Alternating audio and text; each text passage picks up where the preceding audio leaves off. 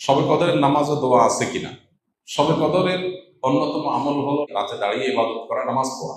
এই জন্য আমরা লাইলাতুল কদরে ইনশাআল্লাহ তৌফিক অনুযায়ী দুই রাকাত করে করে লম্বা লম্বা কেরাত, লম্বা লম্বা রুকু, লম্বা লম্বা সিজদা দিয়ে খুব মনোযোগের সাথে দীর্ঘ সময় নিয়ে আমরা নামাজ আদায় করার চেষ্টা করব। এটাই হলো লাইলাতুল কদরের নামাজ। এর কোনো রাকাত সংখ্যা নাই যে এত রাকাত করতে হবে, যার যতটুকু তৌফিক হয় 2 রাকাত, 4 রাকাত, 6 রাকাত, 8 রাকাত তারাবির পরে রাতভর আমরা সেই নামাজগুলো পড়তে থাকবো ইনশাআল্লাহ। নামাজের পাশাপাশি লাইলাতুল কদরে করার জন্য স্পেশাল আমল নবী করিম সাল্লাল্লাহু আলাইহি সাল্লামের পক্ষ থেকে রেকমেন্ডেড আমল একটাই আছে, সেটা হলো মা আয়েশা রাদিয়াল্লাহু তাআলা বর্ণিত হাদিসে যে দোয়ার কথা আমরা জানি, সেটা হলো আল্লাহুম্মা ইন্নাকা আফুউন তুহিব্বুল আফওয়া ফাফু আন্নি। হে আল্লাহ, আপনি ক্ষমাশীল, ক্ষমাশীলতাকে পছন্দ করেন, অতএব আমাদেরকে ক্ষমা করে দিন। এই দোয়া বেশি বেশি করে করা।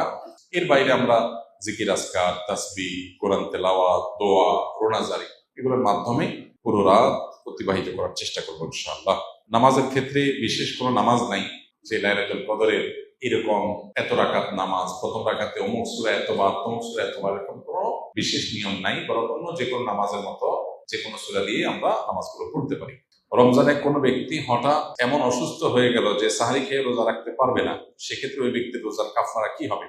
কারণ যদি আসলে রোজা রাখার মতো সামর্থ্য না থাকে, তাহলে তার কাফারা হবে যে তিনি এই রোজার জন্য পরবর্তীতে রোজা রাখবেন। আল্লাহ বলেছেন, ফামান কানা মিনকুম মারিদান আও আলা সাফারিন ফাইদ্দাতুম মিন আইয়ামিন উখরা। যে ব্যক্তি অসুস্থ হবে অথবা সফরে থাকবে, সে অন্য সময় সে রোজা রেখে দিলে আদায় হয়ে যাবে, গুনাহ হবে না। কিন্তু অসুস্থতাটা এমন লেভেলের অসুস্থতা হইতে হবে যে এই অসুস্থ অবস্থায় তার রোজা রাখার কোনো সুযোগ নাই, রাখলে তার জীবনহানি বা অসহনীয় কষ্ট হবে। হালকা একটু জ্বর হলো, একটু সর্দি হলো, একটু পেট খারাপ হলো, আর এমনি রোজা ভেঙে ফেললাম, ঠুনকো অজুহাতে রোজা ভাঙা যাবে না।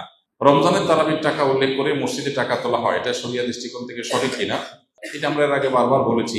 তারাবিতে বিশেষ করে হাফেজরা কোরআন তেলাওয়াত শুনিয়ে টাকা গ্রহণ করা জায়েজ নাই, দেওয়াও জায়েজ নাই। হ্যাঁ, হাফেজরা যেহেতু রমজানে মসজিদে তারা তারাবি না, ওয়াক্তিয়া নামাজ তাদের পড়াইতে হয়, সেক্ষেত্রে ওয়াক্তিয়া নামাজের ইমাম হিসেবে তাদেরকে নিয়োগ দিয়ে নিয়মতান্ত্রিক ভাবে বেতন দেন, বোনাস দেন, সেটা ঠিক আছে, এবং সেটার জন্য টাকা নিলেও অসুবিধা নেই।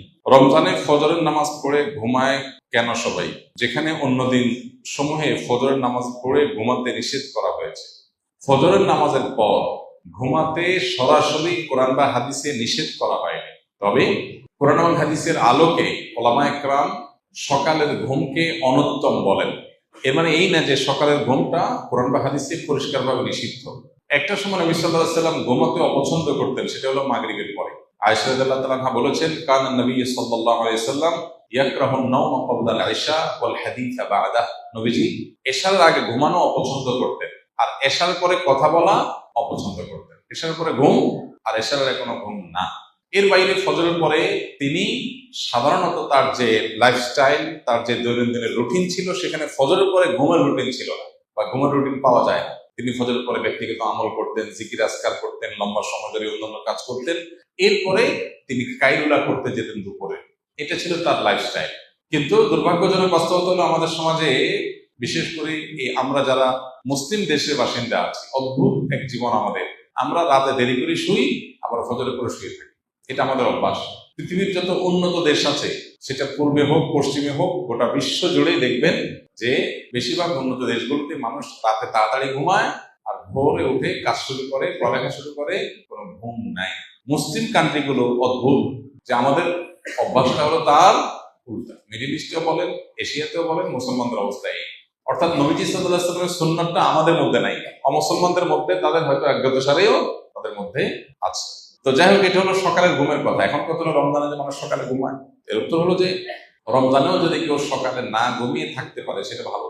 কিন্তু পৃথিবীর সেট আপটা এমন ভাবে করা হয়েছে যে 9টা to 5টা অফিস, স্কুল, কলেজ, মাদ্রাসা সব এরকম করা হয়েছে। কেন আর্লি মর্নিং একদম ভোরে শুরু হয়ে দুপুরের মধ্যে শেষ হয়ে যাবে, এমন হতে পারতো না? তার কারণ দুপুরে সে রেস্ট করতে পারতো, রাতে তাড়াতাড়ি ঘুমিয়ে যেত, সকাল উঠে কাজ শুরু করতো। এই যে আমাদের একটা সিস্টেম ডেভেলপ হয়েছে, যে সিস্টেমটার মধ্যে সুন্নাহ পালন করাটা কঠিন, এরকম পরিস্থিতিতে কারোর যদি অসুবিধা হয়, তিনি রমজানে তারাবি পড়ে শুতে শুতে 10:30 11টা বেজে গেছে, আবার এদিকে তার সকালে উঠে অফিসে যেতে হবে, সারাদিনের জন্য রেস্টের সুযোগ পাবেন না, তিনি যদি সকালে ঘুমান, গুনাহ হবে না। বুঝে আসছে কথা?